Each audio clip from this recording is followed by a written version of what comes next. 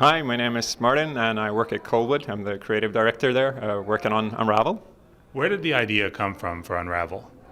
It was born out of a song lyric, actually. It's just something that kind of popped into my head when I was writing. It's called, the song lyric goes something like, "While you're away, my heart comes undone and slowly unravels in a ball of yarn." And that image sort of stuck with me. And I figured that sounded so much like a game character, so I decided to turn it into a game character.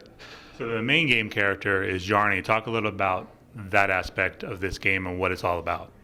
Well, basically the whole idea is that you're made of yarn and you unravel as you go, and that sort of gives you certain, I guess you could say, like powers, abilities, because you can also use that yarn to do things like you can climb on it, you can build bridges from it, or swing on it and attach it to things. So it kind of gives you a whole new moveset. It's a puzzle-based platformer. So you have all like the basic stuff, like pulling and pushing and jumping and running and all that stuff, but then you also have that layer of yarn adding other like new layer of complexity to it. So that's fun. It's also physics-based. What does that open up for gameplay? Chaos. No, but really, like the whole unpredictability, the ability to solve puzzles in different ways and just like have fun with things. Like everything responds and behaves in a way that we'd expect it to, so you can kind of like just play with it, have fun with it.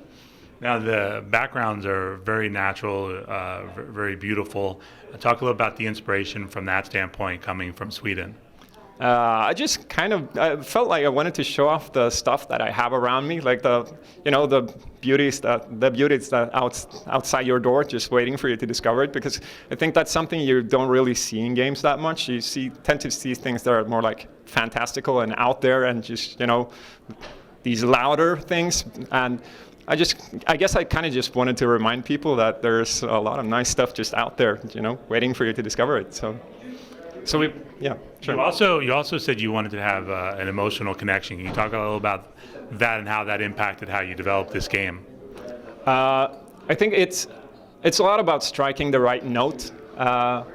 It's not trying to be like sentimental and mushy and all that stuff, but just kind of getting people in the right mindset and just have everything from like music to the story to the environments, everything just like invoke that feel, like try to make it atmospheric, try to make it nice but not too sweet is kind of like what we're going for. There's a good word in Swedish called vemood. It's kind of like a beautiful melancholy, I guess, which is, I guess, sort of what we're going for. Can you talk a little about the story from that standpoint? Yes and no. I kind of rather not, because I think it's, like I said, we want to strike the right note, but we kind of want to let you play the music instead.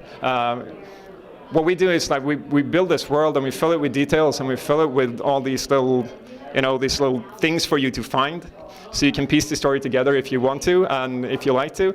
So there's going to be a lot of stuff to discover, but we don't really believe in cramming it down your throat. We want to like be subtle about it and just leave it in your hands instead, because I usually find that those stories work best, like when it's up to me to make it myself.